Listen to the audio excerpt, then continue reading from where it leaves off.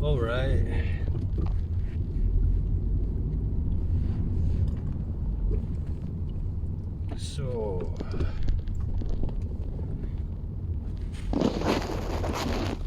So I realised that the last video that I made, I mean, if you were to watch that without any context, it would seem utterly ridiculous.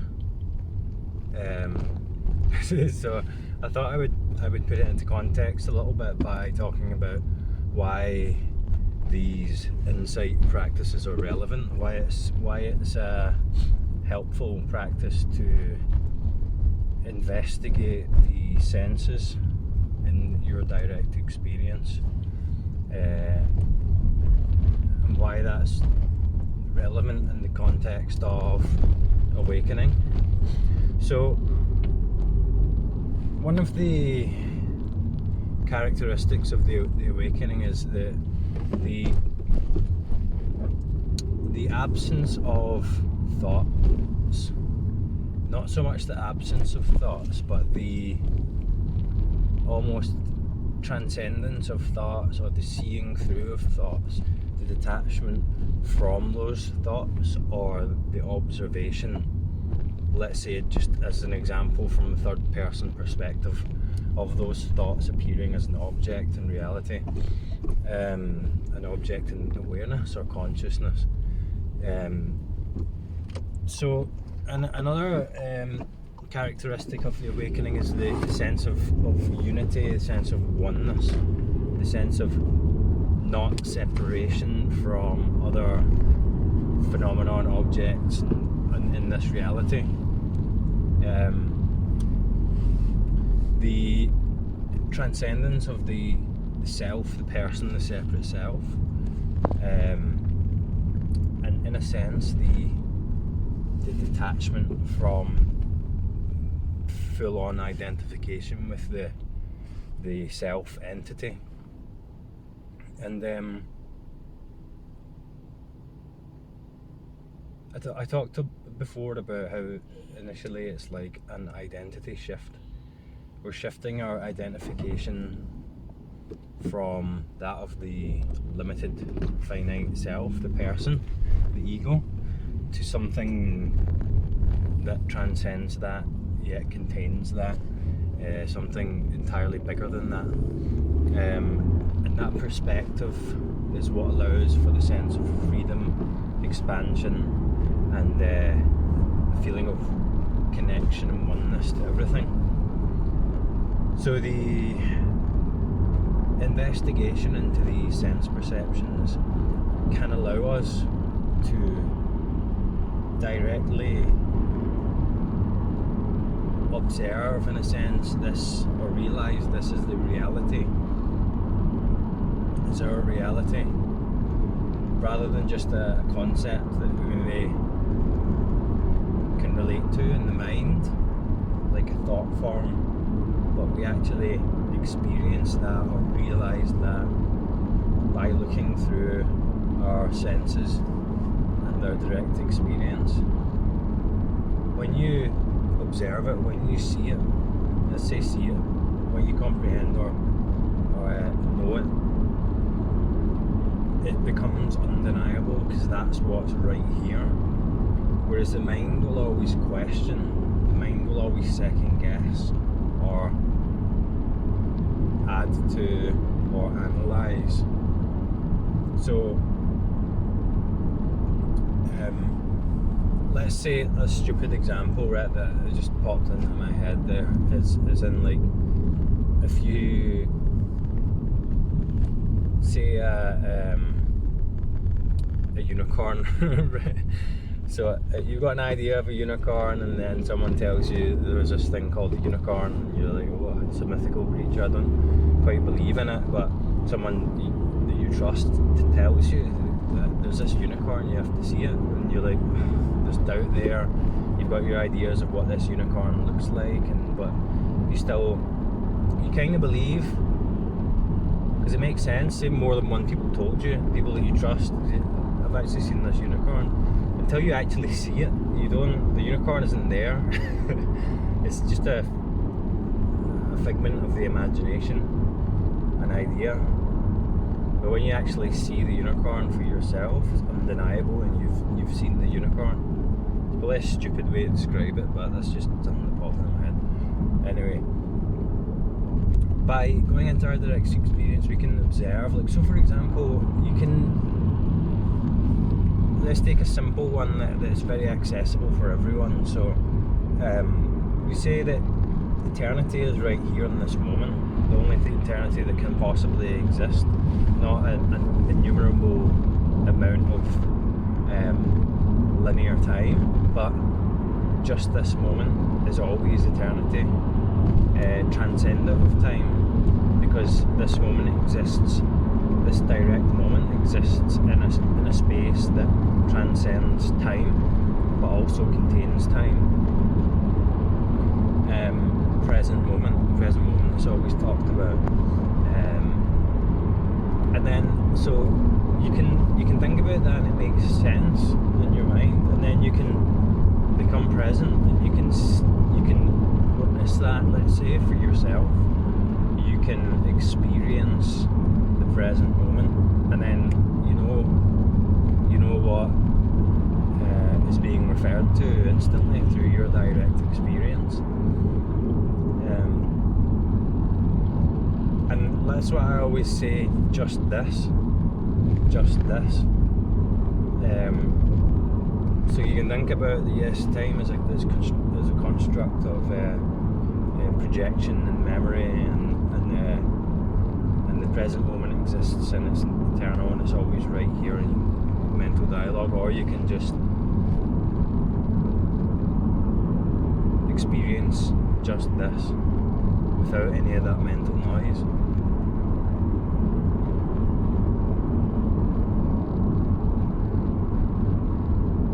And when you're in the present moment fully, you experience eternity. Eternity in the absence of the mind. Eternity in the absence of the idea of time. You can switch off your mental clock and just zone into just this moment. And it's not this moment. This moment doesn't describe it. What you're experiencing isn't this moment, it's beyond words. It just is. And that's what I mean when I talk about, it may seem very inaccessible, these concepts of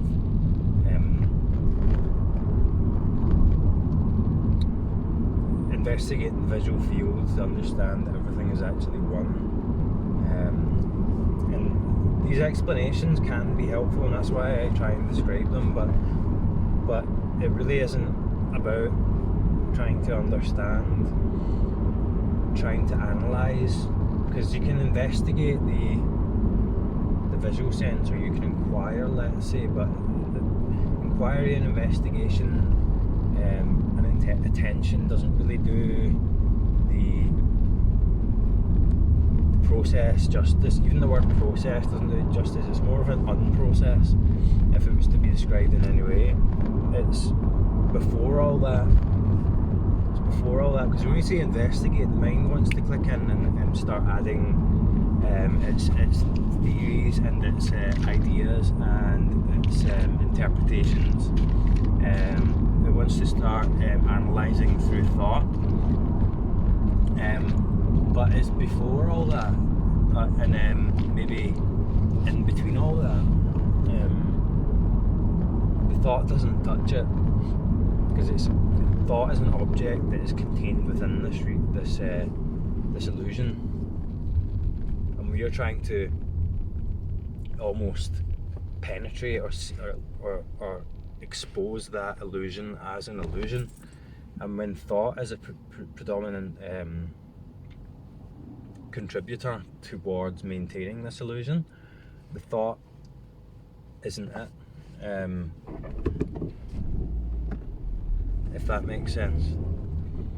But we're not trying to get rid of thought, we're not fighting the mind, we're not resisting the mind, we're not applying an effort to get rid of the mind, because the mind isn't it, the mind is bad.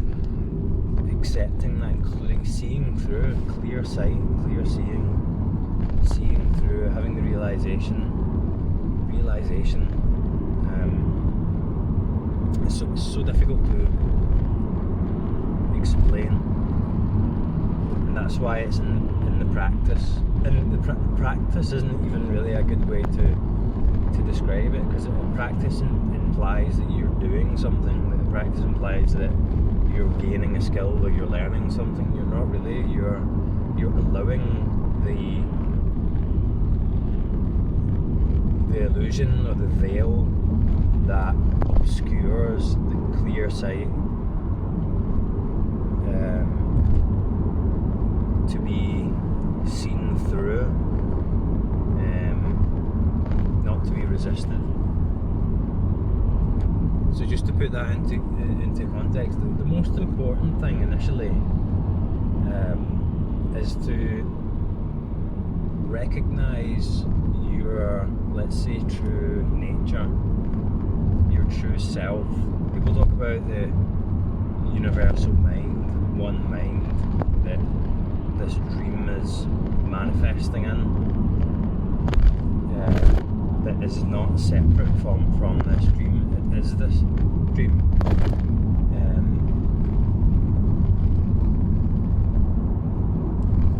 Identifying yourself or recognizing or experiencing life from that perspective is the most important thing, because when we move into that perspective, it's not even a movement. See, language is so limited. When we become aware of that, gradually, over time, the true nature unfolds and the insight comes naturally.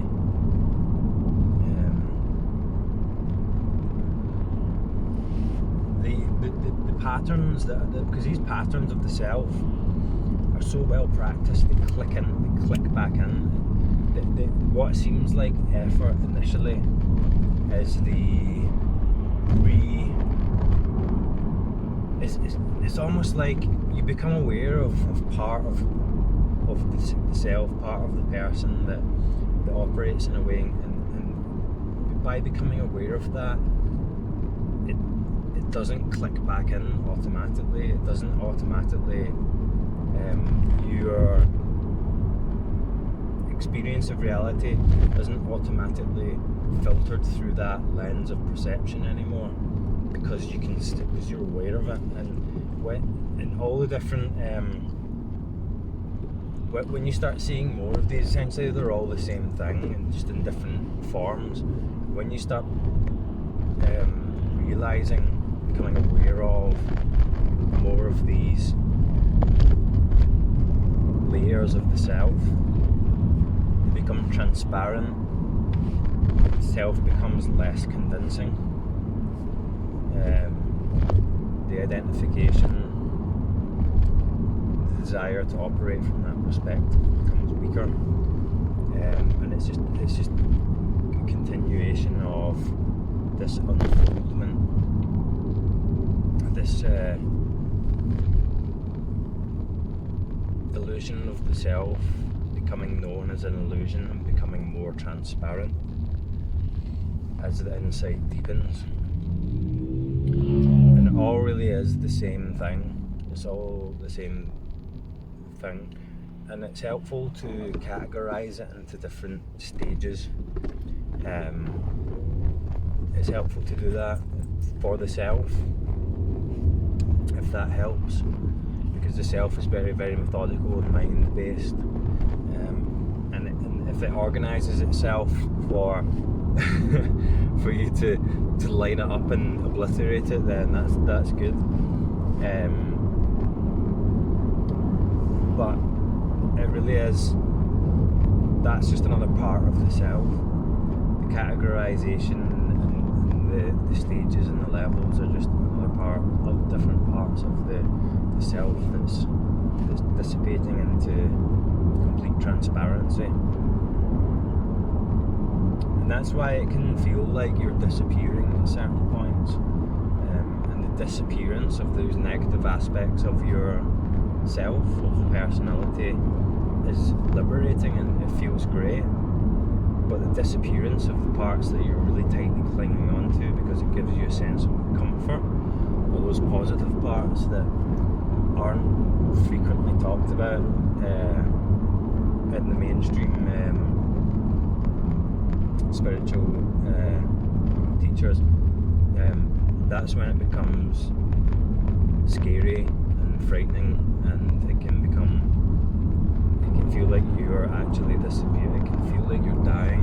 It can feel like you're dying because parts of you are dying in a sense. But when the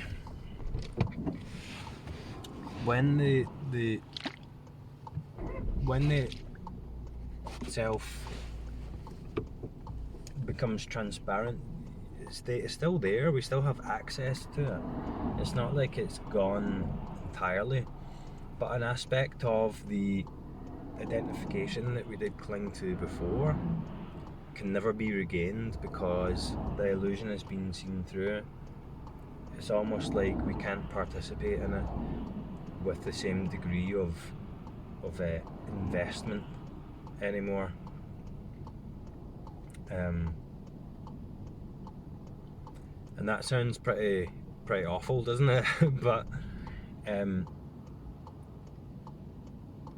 but at the same time, this is another paradox where people. I think someone asked me recently that they're scared they're going to lose all the things that they love in life and all the relationships and so on, and the clear sight that I'm talking about, the identification is one thing, and there are the highs and lows, but the clear sight allows you to appreciate these things with more beauty and more peace and appreciation and love than you did before. But that also goes for the negative aspects of anything in life, because this awareness, this consciousness, this true nature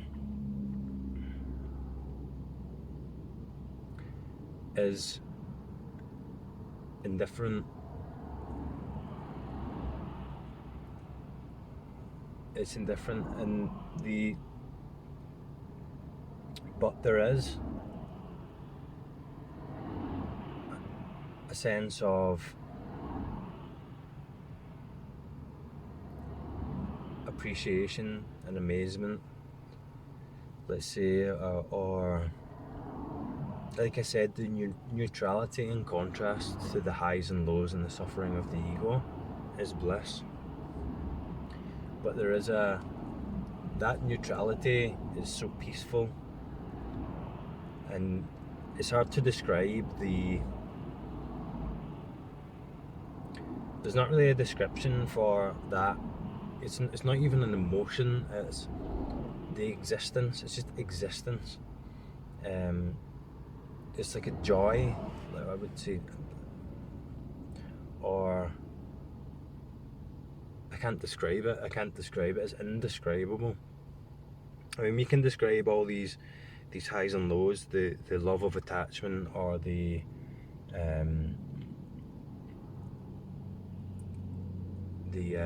horrors of suffering, and we can describe them with accuracy to a degree, but the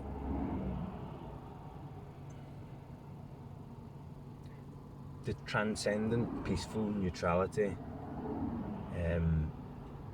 is neither positive nor negative. Indescribable, absolutely indescribable. Can contentment, I would say. It's hard to say what the experience of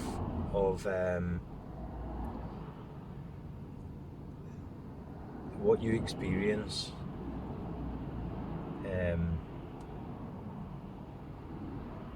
that neutrality that you experience after awakening. It's hard to see how much of that is relative to the contrast between that and the emotional highs and lows and the perception of the person.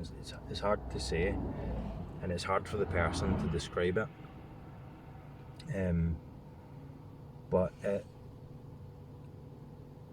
everything, absolutely everything, has a kind of emanating peace, an emanating presence,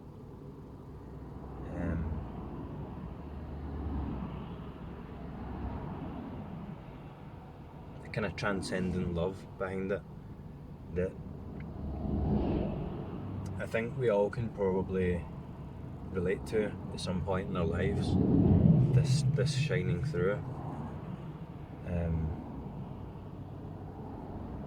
and the person would see it as boring probably and overlook it really easily, but it's there. It's here, just this, like I always say.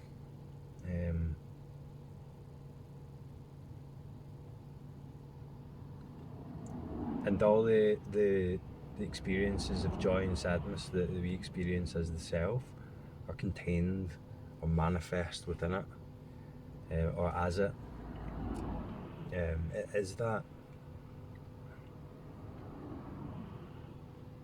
And when you realise that it is that, it gives that experience a whole new dimension that's very difficult to put into words.